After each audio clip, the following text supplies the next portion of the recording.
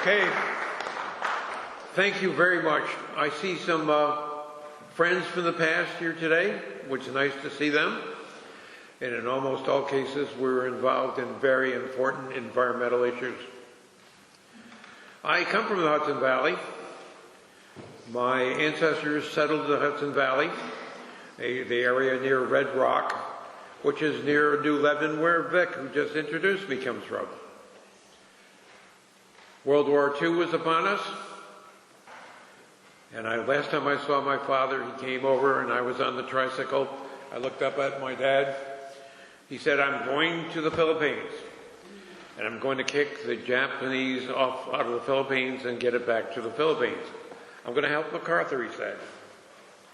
That was the last time and the last thing my father said to me, as the tears went down out of his eyes.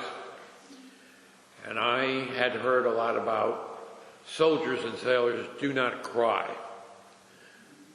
The adults said that to little children quite often. And I said to my father, perhaps the last thing I said to him, "Soldiers don't cry," while he was shedding tears for saying goodbye to his son. I remember that time well. You could go out on the lawn and walk around, and get down on your knees, and I did that. And I looked at the insects. There were lots of insects. There were lots of flowers out there. There was Indian paintbrush. There was clover. You could look for four-leaf clover. You could pick dandelions and pick a bouquet of dandelions and take them to your mother. Or you could pick the dandelion vegetation. You could put that in your sandwich as greens, or you could boil it up and eat the greens, or you could take the flowers and make wine. You could do all kinds of neat things. I remember how interesting things were. And I did a lot of fishing, and I did a lot of working on other people's farms. So by the time I got to high school, I had good grades, and I had a chance to go to college, and teachers were saying things like, "Hey, you could be a scientist if you wanted to be. You could make a living as a scientist." Well, I thought that was pretty amazing, and I liked that idea. And Walter Farmer, the biology teacher at Chatham High School, was the person that told me that. I had previously been told by Mrs. Buddha, who taught 5th grade, that I had a good mind, and that she got the books into Spencertown Academy, where I went to school. Although it was a called academy, it didn't have any indoor toilet. Probably the most exciting thing was ringing the bell, and that would lift you up off the ground when you held on to the line. But it was a wonderful place. First of all, we had Mrs. Buddha, who had a master's degree from Keuka College, and she was a wonderful teacher. She told me, "I order the library for you. I get all the books in from the state library, and I get them in because I know you're going to read those books." And I get mostly books on Indians and wildlife and on animals. And it was wonderful. I went home and my mother told me, "You read too much, it's going to affect your eyes." So I went underneath the covers. I did a lot of things under covers, but I went down there and I shined a flashlight so I could read my books without my mother knowing that I was reading the books. I could not put the books down. They were so good to read. Later on, I was in the U.S. Navy. I went to the National Naval Medical School at Bethesda, and I learned how to do tracheotomies and stuff, and I know about tracheotomies because I've had one. I had it for a long time with strokes that they took away a lot of my ability to move. I couldn't play football anymore. Can't look the tough way that I look in that movie on Garbage and Gangsters. But I'm just as tough now, maybe tougher. Because I found out I could think. While you're laying there from the strokes trying to I couldn't even get up on the edge of the bed. I couldn't stand. They took considerable amount, I thought, of standing me up and watching me crumple down on the floor. But I decided I would come back. And although I couldn't talk, and of course you can't talk very well when you have a tracheotomy, but I couldn't talk before that. I had the tracheotomy, and I could say a few words by putting my finger over the little hole, so I could say a few words. I thought back to chemistry and to courses at Syracuse University, and I found that my brain still remembered well. I could put myself back in classes at Syracuse University, and I could see the professor up there. Maybe a professor that's been dead for 50 years, but I could see him up there talking about chemistry and drawing the molecules on the board and what he was saying and why it was so important, and why it was so important that Dr. Botter, my advisor, had made me take those courses in chemistry, because in fact chemistry was something I used as much as I used my zoology. The Navy was good in the sense that I decided I would be a corpsman. First of all, I didn't want to kill anybody. I thought killing people was really taboo. It was definitely something I did not want to do, and we shouldn't be out there killing people. But on the other hand, I didn't want my father to look down and say his son was a coward, like some people I know. And I decided that I would volunteer for the medical corps and as a corpsman, where I would not be put into a position where I had to kill anybody, only save people. And that's what I did. I learned a lot about blood. I gave lots of blood. I rescued lots of people. And I did lots of tracheotomies. And later on, I went to Syracuse, went back to Syracuse in graduate school, got a master's, and ultimately I got a doctor of science from SUNY. So I became very well educated and ready to fight with science, using science as a tool for saving the world. And I have not changed. Although I'm 80 now, I'll be 81 in a few days.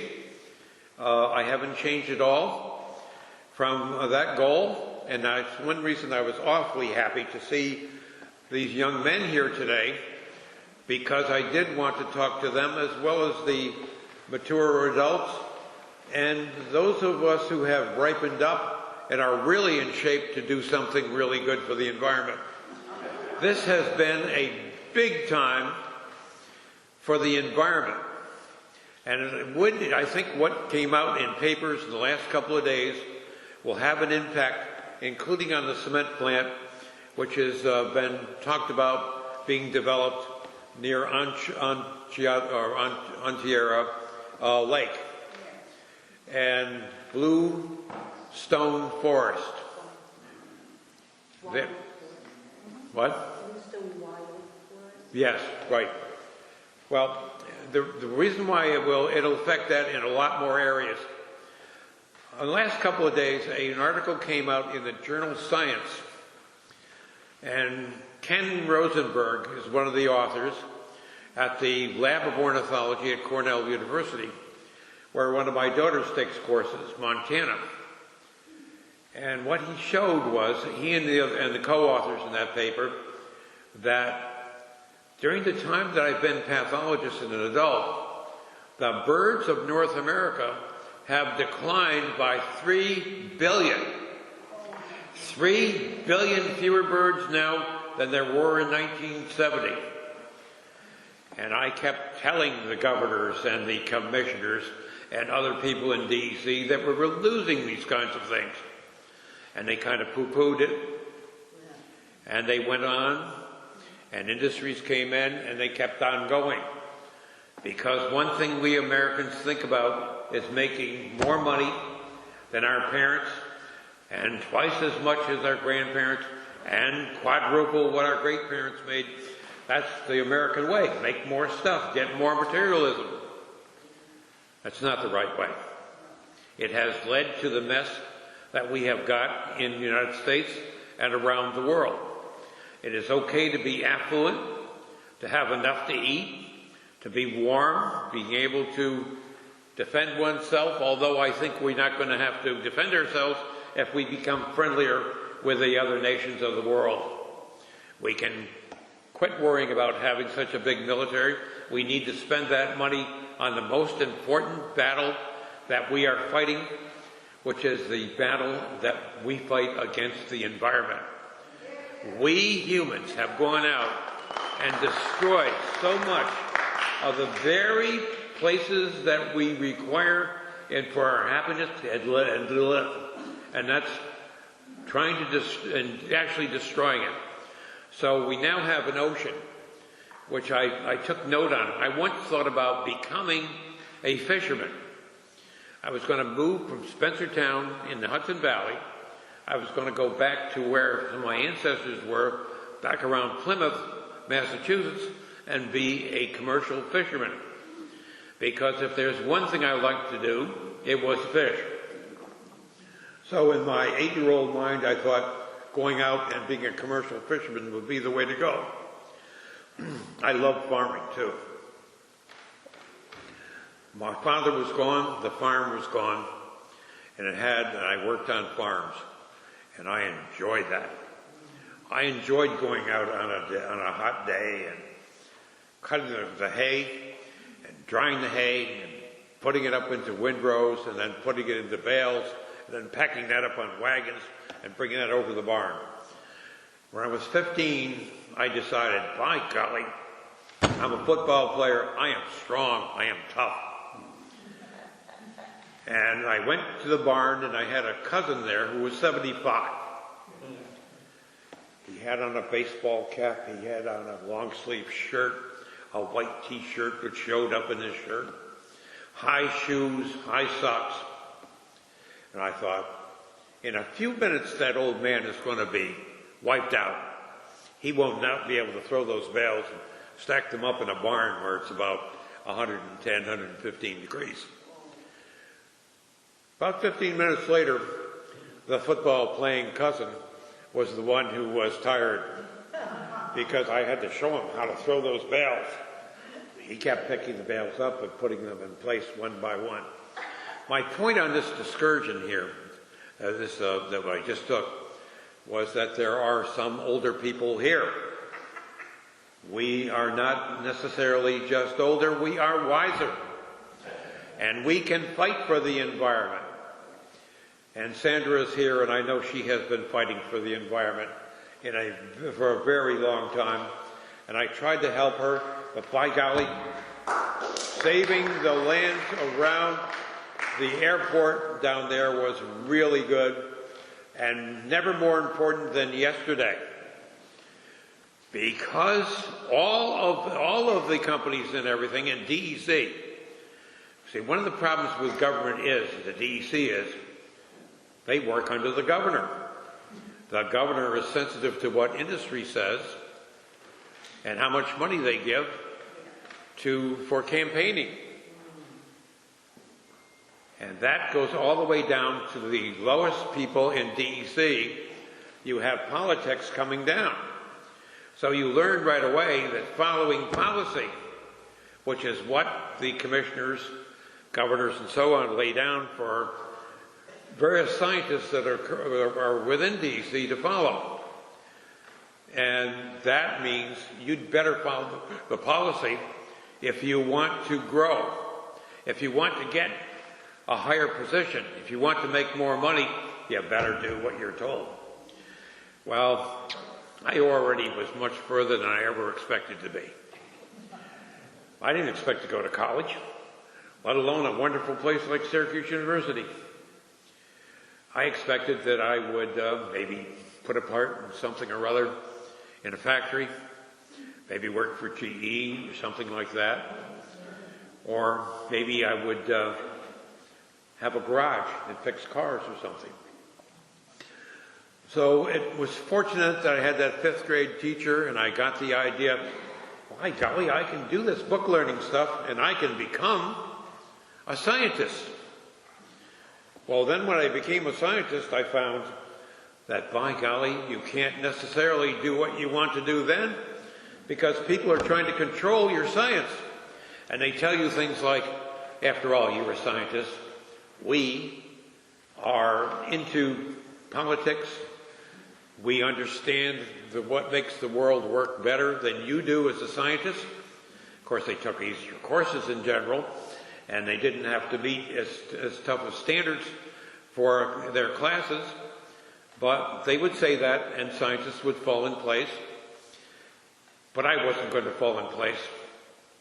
I was going to go where the science went, like the professors told me.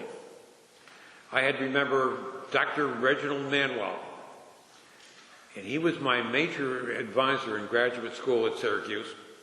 And I said to him, Mike, I see you only make $10,000 a year. Why do you do that? That's back when 10,000 is like 50, 60,000 at least today. But it wasn't very much for a young person to look at.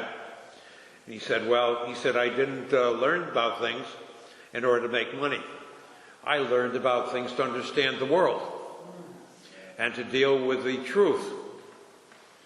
So that was my advisor, and his specialty was malaria. And he taught me a lot about wildlife diseases and doing important things for the world. So that's what I did as pathologist. Now, I would have liked to make Sports Illustrated for my football playing, but I didn't. I made it for my PCB battle, because I was the one who wrote 200 times memos to various administrators telling them that PCBs should be paid attention to, that they were covering the whole world and they were going up.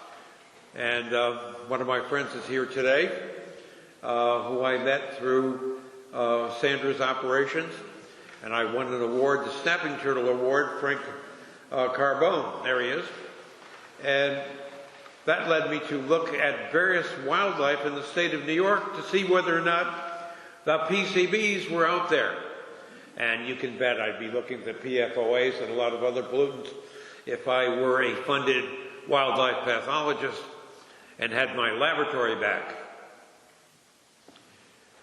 I found that the turtles were full of PCBs, and I mean they had a lot of PCBs in them. If you took a kilogram of fat from some of the turtles out of the Hudson River and other places and melted it down and separated out the chemicals, you would have a visible pile of PCBs in that kilogram of fat. They would have 7,000, 5,000 parts per million of PCBs in their fat. That's how much there was there. And I found that no matter where I looked, Lake Ontario or the Hudson River, I found a lot of PCBs. I looked at birds. I looked at otter. And I found lots of PCBs everywhere I looked. Some places more concentrated than others. At the same time, at Syracuse, I had taken a course on pesticides.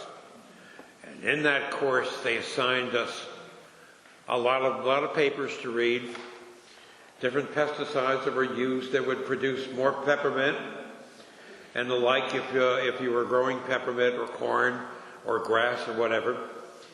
And I found that I had to read the book Silent Spring by a new author, Rachel Carson. And you all, if you haven't looked up Rachel Carson, look her up, because Rachel was fantastic. I had hoped there were going to be quite a few young girls here today, not because young girls are especially attractive to me. I have about 10 children myself, and half of them are girls. And I certainly, as I became a father, wanted the girls to have as much opportunity as the boys to become scientists, to become what they wanted to be. Because when I started out, girls would have a chance of becoming a checkout person in the local grocery store, possibly, if they really were lucky, a librarian. There weren't many of those. A secretary, a typist, a teller in the bank, things of that sort. But they didn't really have much of a chance to be a scientist. Now they do. And my daughters are becoming that.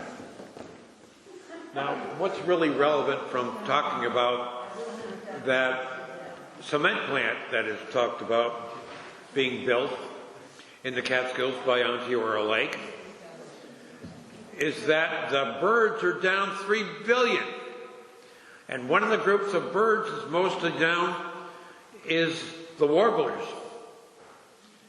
And you're talking about modifying parts of the Catskills, part of the territory that these birds nest in and fly through. You no longer can accept the state coming in and saying, we're going to look under Sequarp at things, because they're going to pay somebody a couple $1,000s to go in and look what's there on the day that they look. It doesn't tell you what's nesting, it doesn't tell you what's migrating through. So every time you do something like that in the Catskills, you cut back on the ability of birds to migrate and be alive. And that's so important in your lands at your lands that have to do with the airport, saving that airport land. Because so many birds are coming through there, but you've got to go take a look and go after DEC and make sure that they're up to date on this kind of thing, because they aren't. First, they should do a search of the literature and list all of the birds and amphibians and reptiles and fish that are in that area that have been there all along, and let's see the list come up and hit the museum, and you will not find much coming up there. As an old man in my garden outside of my room, where I spend most of my time in a room, and I have a television, radio, and stuff like that in it, but I spend much of my time outdoors. What's missing? The monarch butterfly. Now, anybody that's been around a while, I can think back when I was a freshman or a sophomore at Syracuse, I took entomology. And in the springtime, how did I had a required of 150 or 200 species of insects pinned up and identified to turn in. Now, how did I get that? I was studying my math and my chemistry and my other things, and periodically I would jump up away from my study bench and go downstairs to an incandescent bulb and catch the insects that were attracted to the incandescent bulb. And if you've been around a while, you remember those bulbs. We looked at them, and there were insects swirling around them. You walked down the street, you looked up at a street light. There would be insects around. Every once in a while, you see a bat come careening around and pick an insect off from that light. You don't see that much anymore. I am not sure that that white, well, I think it was called something differently, but it's white smutty nose. White what? Smutty nose. White nose syndrome or smutty nose. It affects the yeah, it's not smutty nose. It's white nose syndrome. I've written a number of articles about it, and I studied it. I think that part of the problem with the bats is they don't have enough food. There's not enough insects and protein for them, and their immune system is not very good. Pathologists will tell you that fungi not infrequently take hold because the immune systems of the host, whether it be a human or a fox, are not functioning normally. But the person who gave that name, the white nose syndrome, was not really much of a scientist. He liked that name, but in fact, there is a fungus there, and I've published articles on it, and I've looked at pollution in them. I found, for example, lead killing a lot of bats, but not as many as were dying from the fungus and whatever else was weakening them. And I never got as far as I wanted to go as to what was really going on there, nor has anybody else. But I think it's got a lot to do with the insects. I give seminars to older people who are at the same facility I am. And I point out to them that things were different when they were kids. For the older people, we used to have red robins hopping around. There was music about it, and we saw them when we were little kids. We went over and we looked at the nest and we admired the robin egg blue color of the eggs of the robin. And I remember some humorous things about the robin. They were everywhere. They would hop around on the lawn, and they would stop, turn their head to the side, turn their head to the other side. They actually were listening because their ears are on the side. And they would hear earthworms down in the soil. And they would hear movement. Next thing you know, they'd pounce and pull that earthworm out. And then there was a time, and people are smiling so they know what I'm talking about. You wondered who was going to win that battle, the earthworm or the robin, because the robin would pull real hard and the earthworm would try to go back down its tunnel and pull the robin out. Now I don't see very many robins. And of course fewer nests. And one of the things that I would call upon you all to do is stop spraying your lawns. I did so much work on that and testifying before the EPA, before Congress, about diazepam, about various organophosphates that were very toxic to humans and were killing birds. And I spent a lot of time diagnosing birds dying from these kinds of compounds. We have done a job on our lawns. What they have taught us very well on television, that wall-to-wall carpet grass is the thing to have.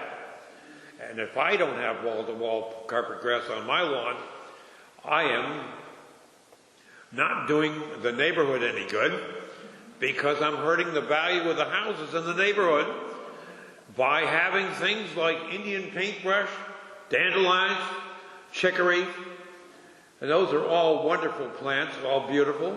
Purslane, for my friend Frank Capone. A lot of these things are really good to eat, and they are beautiful. When I was a little boy, I loved these things. And there's always some girls involved in this. I said to my mother, Mom, I have to go to Joan Snyder's birthday party, and I haven't got any money. What shall I get her for a present? I was probably about 7 or 8 years old. She said, you go down the streets and you pick as many dandelions as you can, but better yet, pick the violets that are also on those lawns. Do you remember the violets used to be on the lawns? They don't hold up well under herbicides. So I went down and I decided that the violets were more beautiful right that day. There were blue ones, blue and white ones, white ones. So I picked hundreds of them from our lawn and neighboring lawns, came back, and my mother made a nosegay.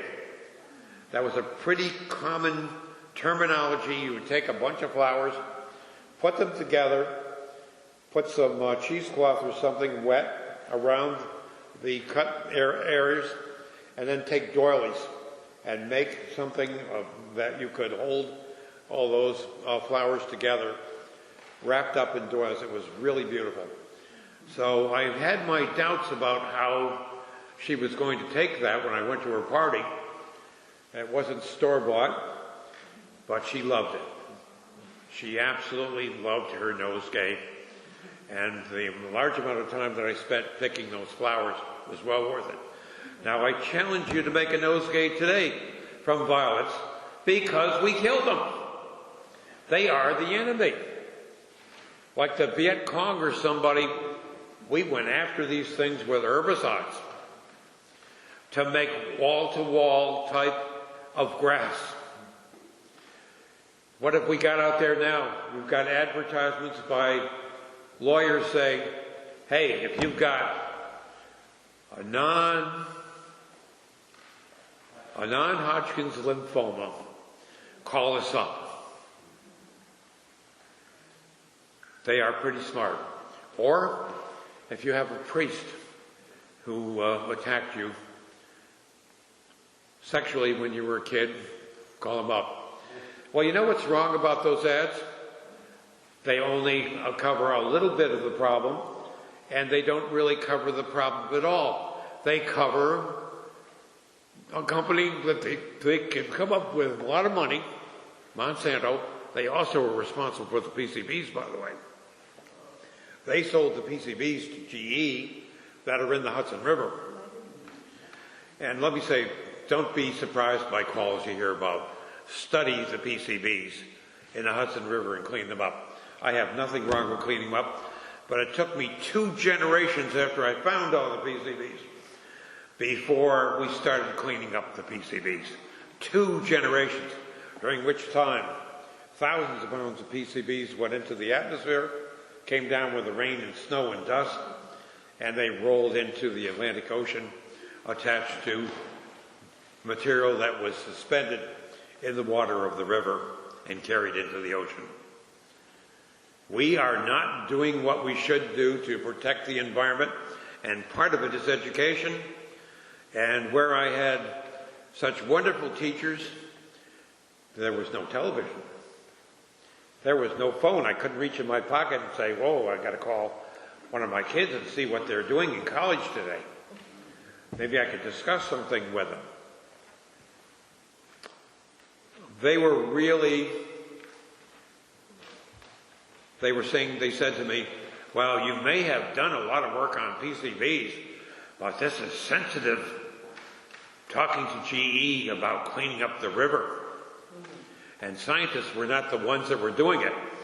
Plus, it's questionable whether you can become a top scientist and be very high in DEC, because they're different. Yes? Can you tell us what the status of the PCBs are now in the Hudson River? I didn't exactly hear you. Could I tell you what? The status of the PCBs now in the Hudson River? They are much lower. They are much lower.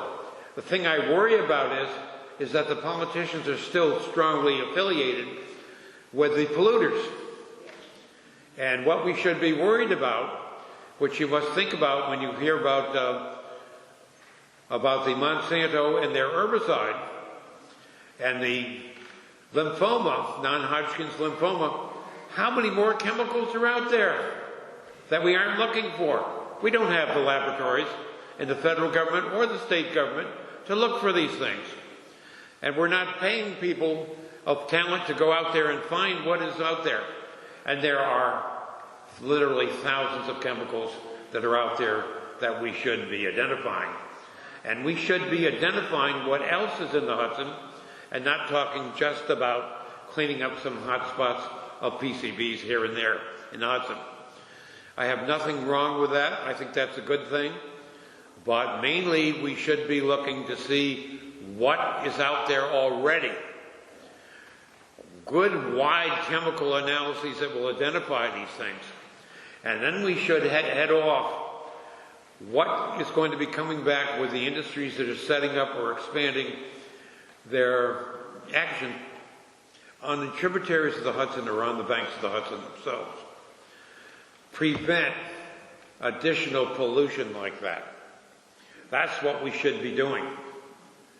Because the people that are running the industries, and some people run the industries are fine, but other people are looking to make as much profit as they can, and cutting off from looking for pollution or identifying pollution means they don't have to clean them up. They don't have to be very good about preventing the pollution, which is something you should be thinking about with that work on the Hudson. We should be looking at all kinds of chemicals, not a few hot spots. So I not infrequently am at odds with the governor and the governor's thinking. And I'm not impressed. I can't really be impressed by somebody that says fracking should not occur in part of the state, and at the same time allows and actually has friends that make money off of allowing gas to be brought in and setting up plants in New York State that burn frack gas from places like Pennsylvania and West Virginia. We need to protect the Hudson, And I know we got the Sierra Club here, and we need to protect further on the Hudson, find what's in there, and be better off cleaning up what's on the banks and coming into the Hudson than we are just going after a few hot spots of PCBs. And what is the rush of government? They waited 2 generations before they ever cleaned it up. And so much of it went into the atmosphere, and as I say, went down with the river and into the ocean. My mother was a humble woman. Well, she was a humble circumstance, so I'm not so sure she was humble. But she said, never trust the rich. Sometimes the rich can do really good work. And they are altruistic at times. And they do wonderful things. But we have to be very careful. And at present, what is government doing? They're telling us that we can send our kids down in coal mines and bring back the coal industry. Who wants to send their kids down in coal? To wind up with silicosis? To wind up with cancer? To wind up in poverty and their health shot? You want to stay away from that. Plus, you don't want to be burning coal anyway. Coal has got a lot of carbon in it. And when you burn it, obviously one of the burn things that comes out of it is carbon dioxide. Lots of carbon dioxide. And so the climate change occurs. What did we see yesterday on television? We saw young people from around the world doing various demonstrations. Pakistan, Sweden, all kinds of nations wanting to save the planet from demise due to climate change. That did my heart good. I was a little bit chagrined at the fact when young people said they were mad at their parents for not doing something. My kids couldn't say that. And my kids called me up on Father's Day and said, Dad, you were a great dad. You took us out and you showed us about nature, and that's the field that we're going into. We're out saving the rhinoceros. We're majoring in biology. We're majoring in ichthyology, things of this sort. And we learned that from you. And young people, go outdoors. Take a look at what's out there. Look at nature. Because that will show you pictures that are real, not necessarily an advertisement on television. And you will learn so much by being out there. Fishing is a good thing to learn. Because in going out and casting out for fish, you'll learn something about the food chain, and you'll get to see the water, and you'll get to see what the fish are dependent on and what we're dependent on as well, our waters. Sportsmen, hunters, you're under attack a lot of times. And you're under attack for killing things. But it was the sportsmen who led the way on saving a lot of wildlife. They noticed when I was a little boy that the wood duck was disappearing. And of course they like to get wood duck. They taste good, and they are one of the most beautiful birds in the world. The male wood duck and its breeding plumage. It also is good for providing feathers for making fishing flies. Well, anyway, they were very alarmed when they found it was disappearing. So they went out, they made lots of houses for wood ducks. And so these bird houses that you see stuck on posts, they're stuck in ponds that wood ducks nest in, they came about because of that. Most important, though, is everybody being concerned about their environment. Being concerned about what's out there and what we are losing. And we're losing the plants, we're losing the wildlife. And one thing that I always talked about when I went to save wildlife was, when you save wildlife, you're saving people too. Because you're saving a healthy environment. You're protecting the water. You're protecting the air. You're making beauty. And things that are beautiful and natural, we don't have dollar sign. You say, like a monarch butterfly. They say, well, yeah, that's nice. They're pretty. They're good for artists and things like that. What in the devil happened to the monarch butterfly? I think back when I was 3 or 4 years old, this time of year, there'd be all kinds of butterflies migrating. All day long, while the sun was out, you would see monarch butterflies. And when I was a little boy, you'd walk over, they'd land on a flower, and I'd be about the same height as the flower, so I'd see the monarch butterfly really well. Not now. I have seen very little in my gardening, monarch butterflies coming through, and very few butterflies. Now, once again, you all know about Monsanto and the monarch butterfly. They've got some very good scientists, and if we turn a lot of these scientists around so that they're taking into account the environment, we can get them to do some good things. But they took genetic engineering. And what they did was they bought a lot of seed corn, and they made the seed corn through genetic engineering immune to Roundup. That means you could spray Roundup on the corn, and the corn would grow. So they sold, they got a corner on the corn, which they sold to the farmers, and then they sold them Roundup to spray in the fields to make it.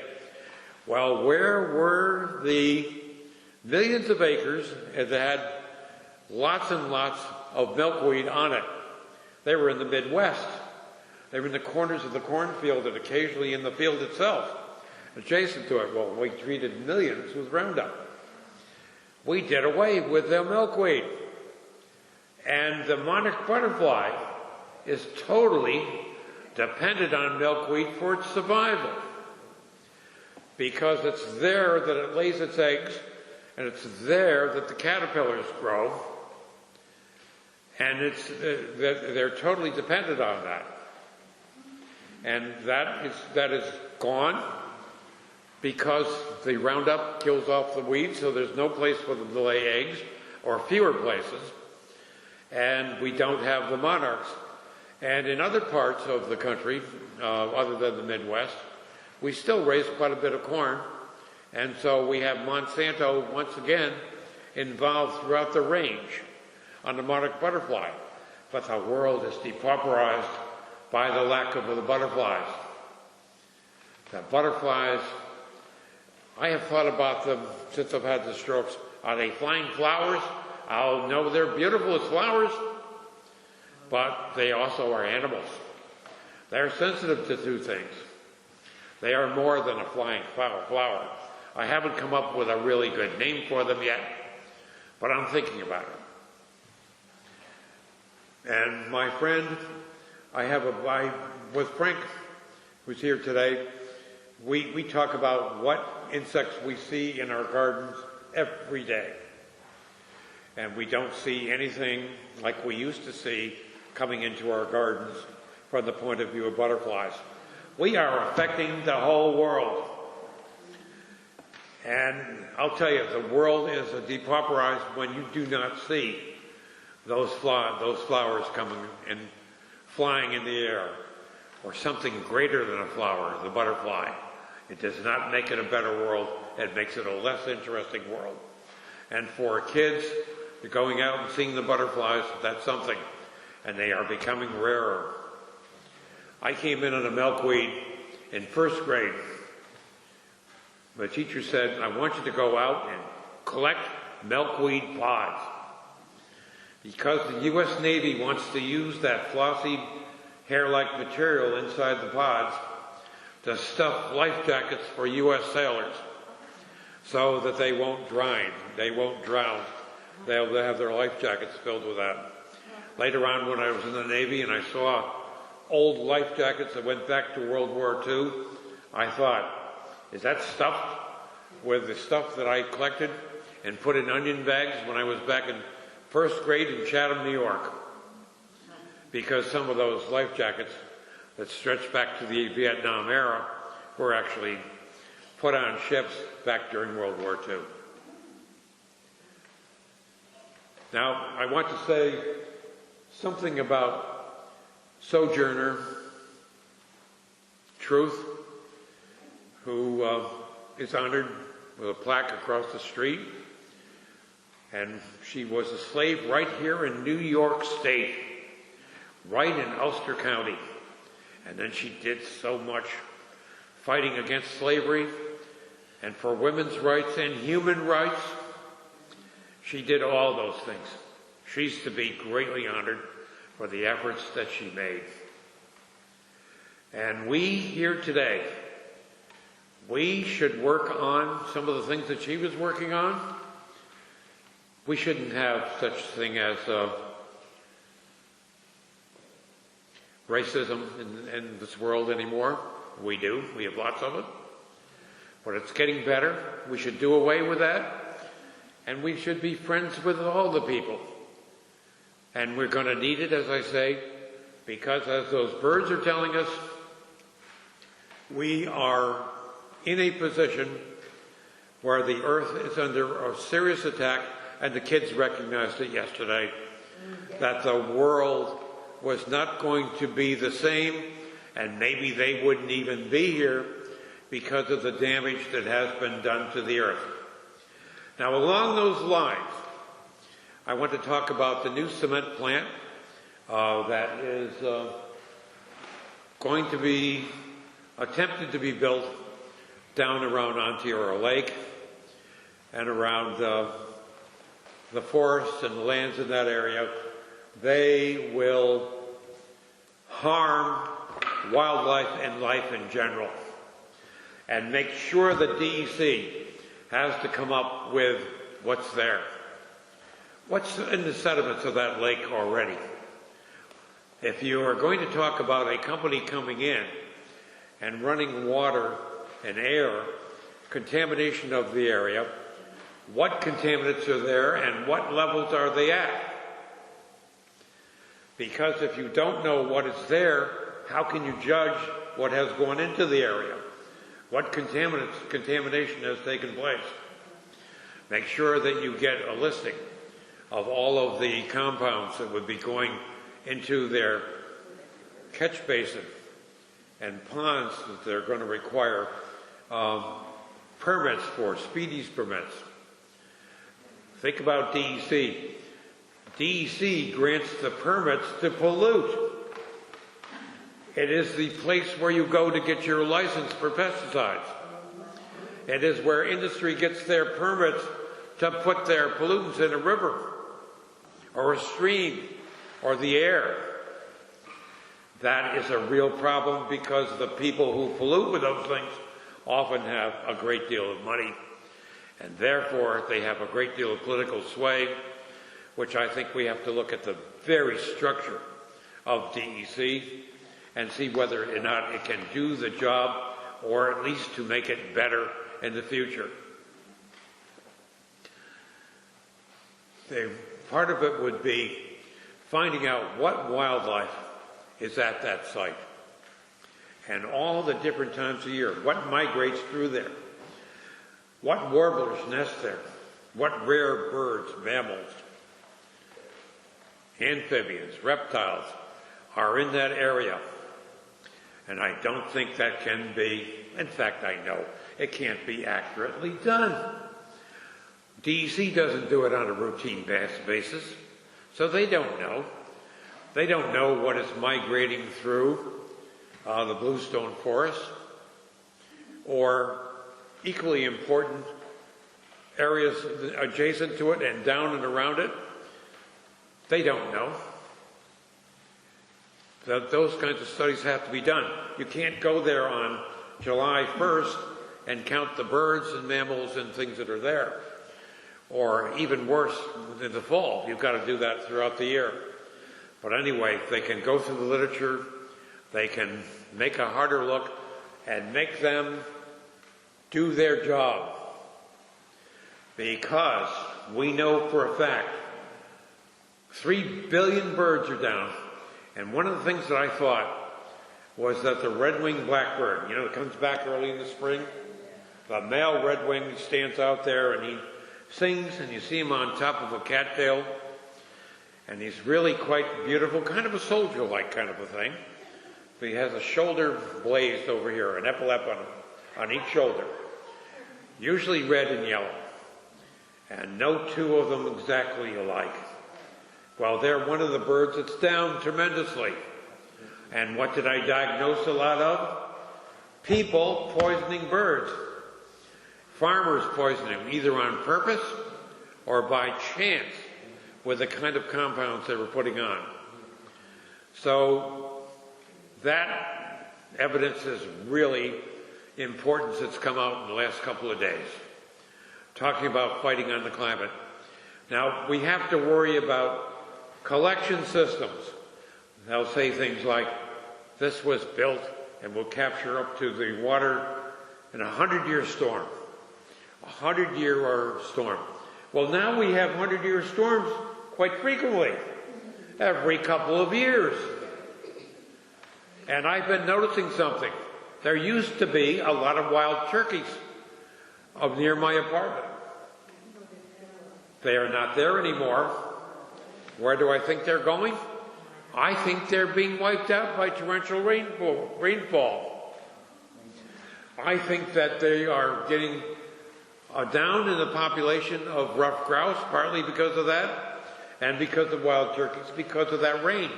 They nest on the ground, those birds. That is a tough thing when you get torrential rainfall, because the eggs get chilled, and chilled eggs do not develop, and wet eggs surely don't. So some people had told me recently, oh, we've got wild turkeys. We saw quite a few of them. And I had them describe them. They should be pretty big birds by the end of the summer, start of the fall. Well, they're only the size of teacups, that they were calling a lot. They were second and third nesting, because the early nested didn't take, because I think of the downfall. Now think of the mother turkey, and I diagnosed some of this happening. The mother turkey is a good mother. They're not like domestic turkeys where we have bred out a lot of their ability to do things. But the mother turkey takes the baby poults, the baby turkeys, for a hike, takes them away from the nest, and she does so because you're not going to hang around with a bunch of tasty chicks around a nest where one kind of predator can find them and clean them all out. You take off and you take them places where there would be food. Are little turkeys into grain? No. They're into protein. Their bodies are growing really fast, so they need a lot of protein. What does that mean? That means insects are the big source of protein. Except we are putting things around to kill off our insects. So I like to tell the people that where I live that the birds would be here, but they forgot their lunch boxes. They forgot to bring their lunch with them because the food is no longer on the lawns. And when they are successful on television and with their ads, you have vast areas of the country where you have the treatment with these poisons and you do not have the food for the birds. We need to look at that. We need to change that. DEC issues the permits to companies that come around and take care of lawns. And make sure that they can read a little bit about toxics and maybe mix pesticides so that they have a certain percent of pesticide. Well, that doesn't do it.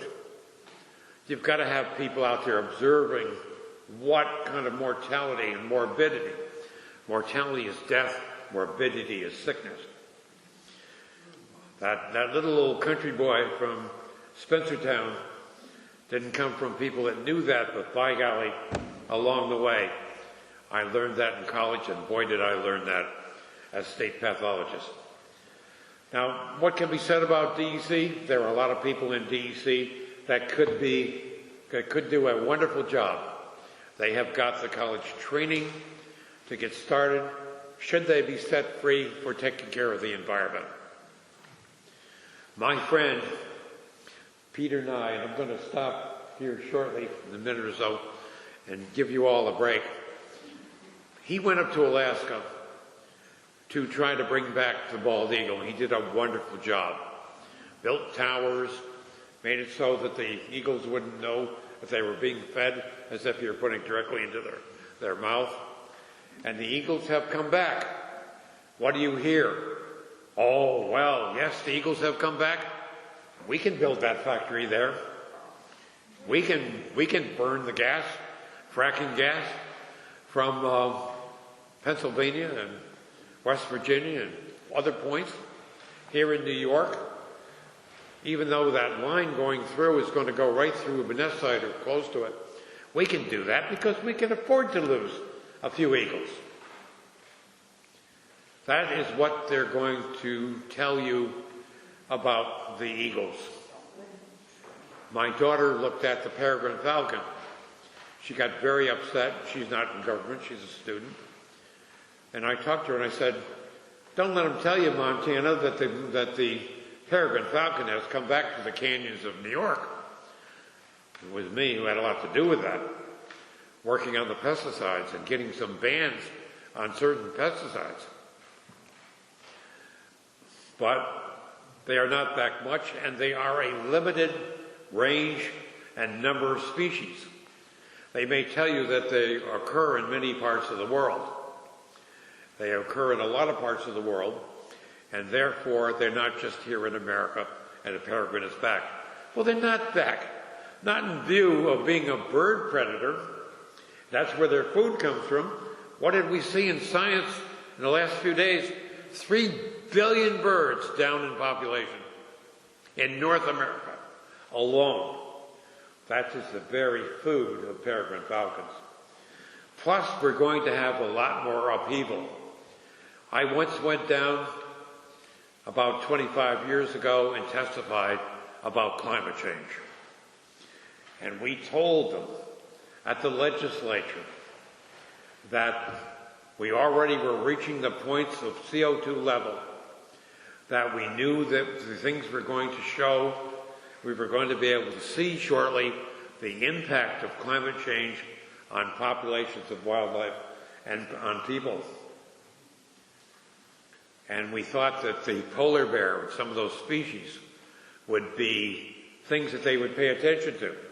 No, by golly, they pay attention to money. That was pointed out. But the companies that want to go up there, and what do we hear now? They want to go up into the Arctic and open up for chemical and petroleum exploration. Land that was set aside in 1974 for wildlife, caribou and the like, up in the top of the continent. And of course, some of the indigenous people that live up there, the ocean is already rising. Some of the villages that have been villages for hundreds of years are being inundated by rising ocean levels. And of course, if we were Polynesian, I don't know if we have any Polynesians here today, I hope we do, but some of those countries are extremely worried because the rise in the ocean will not only rise and inundate their island a little bit on the edges, but the water will come in and totally take over their land. Their nation will disappear, sometimes after thousands of years of those people being there. It is time we Americans got back out there and fought for the environment. And I would say we are the nation that should do that. We are made up of people from all over the world. And let me say this about the indigenous people. And we have my friend here. And I have some indigenous genes in me. I'm not sure exactly how much, but I have some American Indian in me, as you would expect with ancestors that came here and stayed continuously since the 1600s. But regardless of that, that probably is something that makes me a little more pro-indigenous species. But we need not look too far to see what the indigenous people did, and they didn't do anything like destroy the earth. They didn't do anything with their culture and their way of life like we have done since the 1600s. And we are doing it at an increased rate. But I know that a lot of us are interested in the environment, and I'm an old man with strokes and all that sort of thing, but I'm also a scientist, and I know that I learned a lot thinking about Indigenous people and working with the Mohawks. I'm the one who found the PCBs and material affecting the Mohawk Nation in that area west of Malone on the St. Lawrence River. What I found was the big industries like Reynolds and Alcoa and General Motors were polluting the heck out of their land and the river. And some of the old people would come and they would meet with them. And the oldsters would say things like, when I was a boy, the water was much clearer. There were fish without sores. Now there are sores. They said things, and then the engineers from DEC would say, we sympathize with you, but you don't say things in ways that mean things to us. But Ward Stone came along, and he said things that they could understand. And that was, they are polluting the river, and they are allowing it to happen. DEC is allowing it, and Reynolds and Alcoa and companies like that were doing it, and you could trace it into the fish and into the Indians. And I even hate to use the term Indians because they are not Indians. Christopher Columbus, who we revere, we have Columbus Day, was looking for India. He was a few thousand miles off. He found the indigenous people who were always here. And they do not yet. And one of the things that I'd like to advocate is that we renegotiate with the native people the various kinds of treaties that we have with them, and we get them back their sacred land, and some of the land that was in the treaties should be going back. And I hate the name reservation.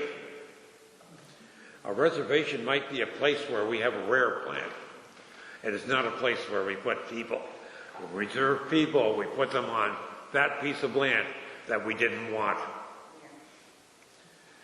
We should learn from the indigenous people, and one of the things that should take place is all the places where they're going to build, they're going to do disturbances, have qualified people in there looking for the remains of indigenous people, because in some cases that's really all we have of their history, is what they left. So what's going to be taking place up there, that should be looked as well. Okay, what I thought was take a break. Oh, yes. Allow me 2 minutes of your time to make a brief statement. Sure. Thank you so much. My name is Frank Mancuso, and I've fought against PCBs for 25 years in many courtrooms. I spent my house, my money, my assets, my credit, my family's money, everything I had in the world to fight against PCBs because I've seen the consequences. I've seen my parents get cancer, my kids had birth defects. I've seen animals with their mouths in the wrong place. I've seen it all.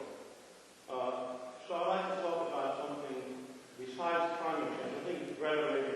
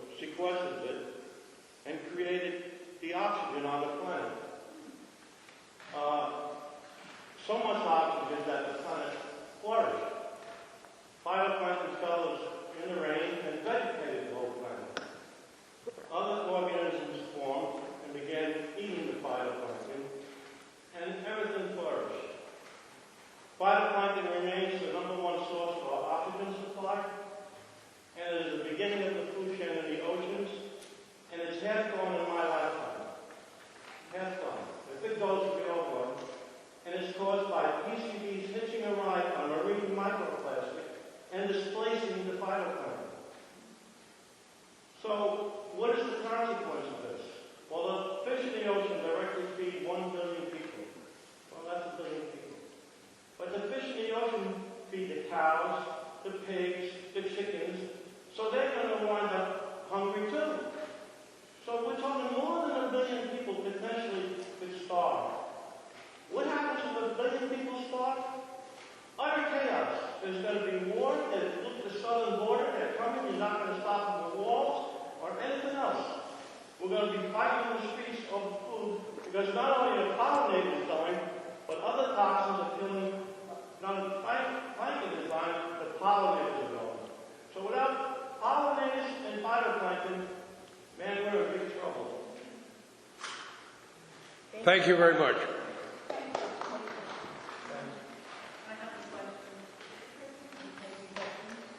I certainly, in my career, went after PCBs early on, and I must say that from the age of about 29 to the age of almost 81, I have been after PCBs, and I still don't know much about them. There needs to be a lot more research done on exactly what they do, but I'm one of the few people that have diagnosed PCBs actually killing higher animals. Killing it from nothing more simple than damage to the central nervous system, the brain and the spinal cord, from lethal levels of PCBs getting up there.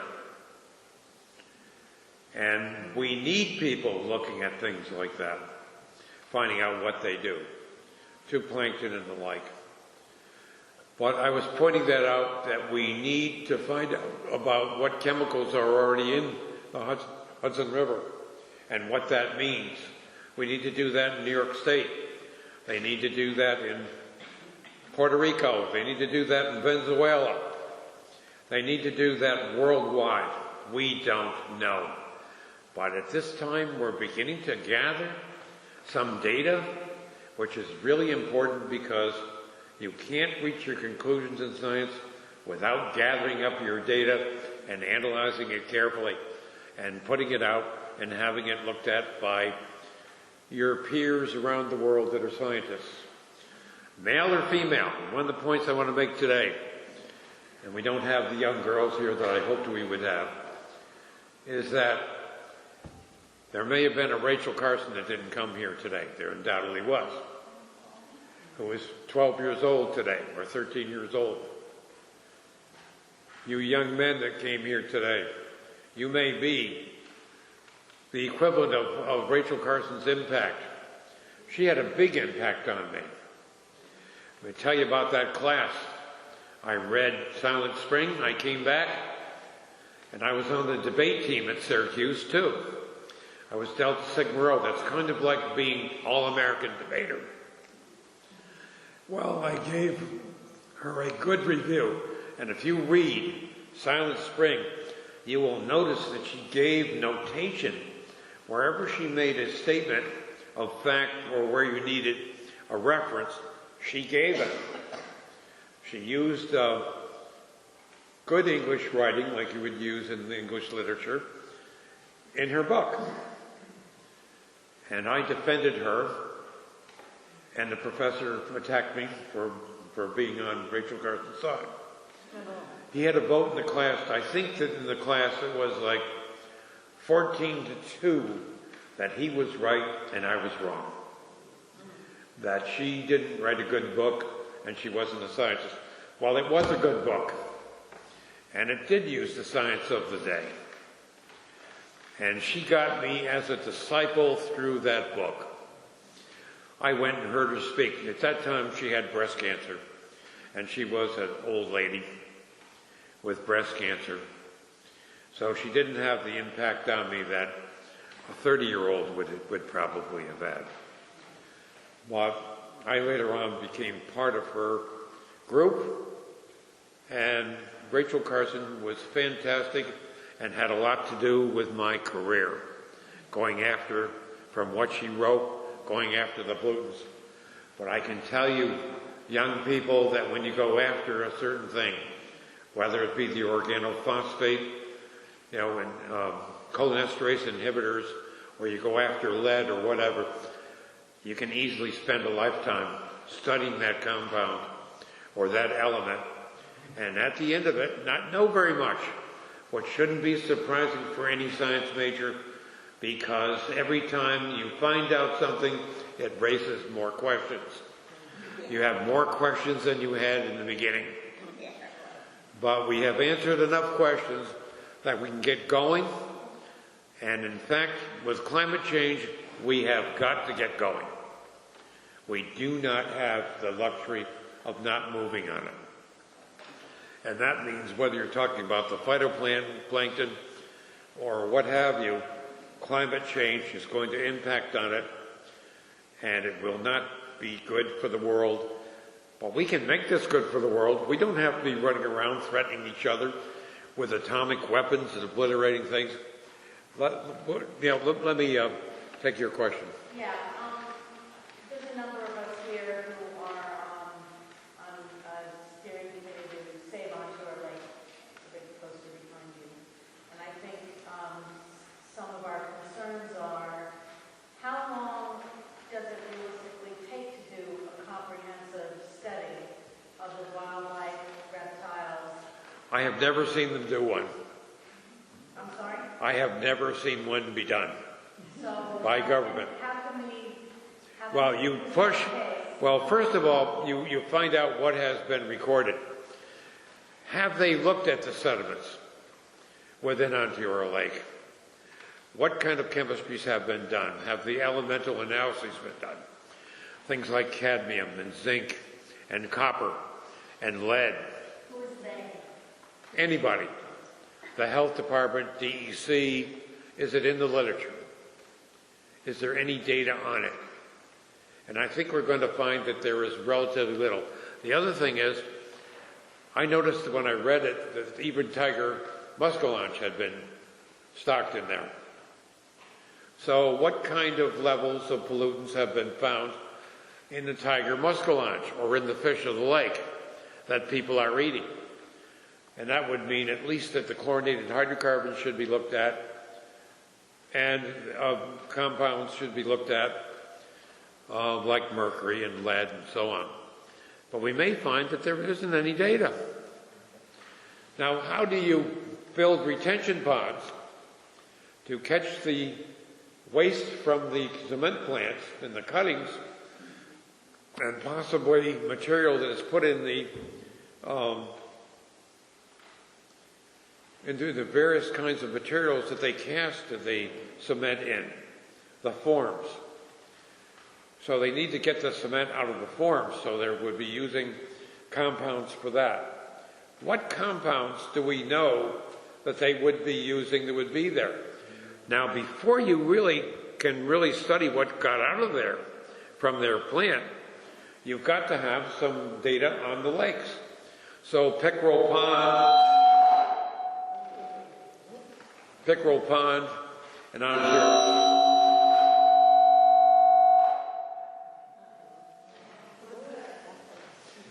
You've got a special map.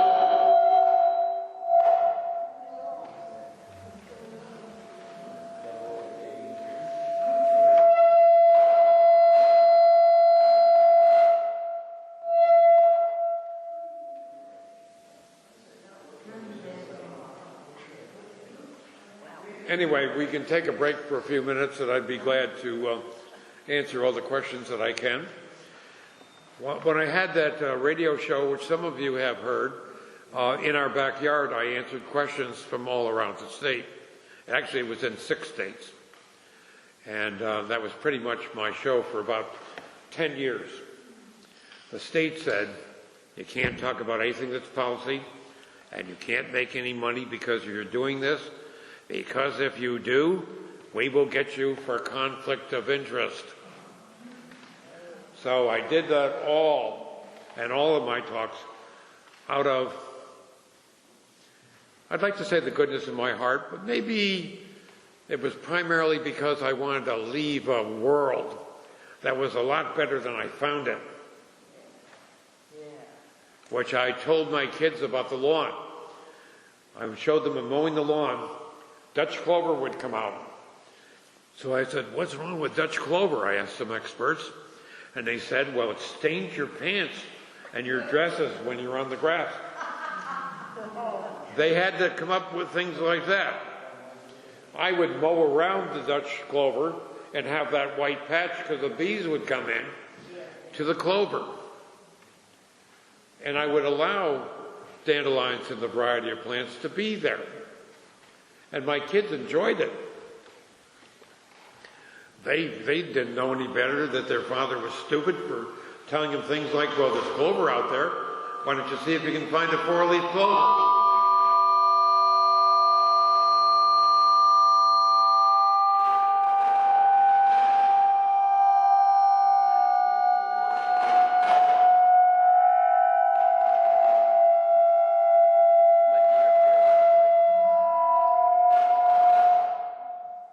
It's that one. Well, it might be interference. Yeah. Is this one being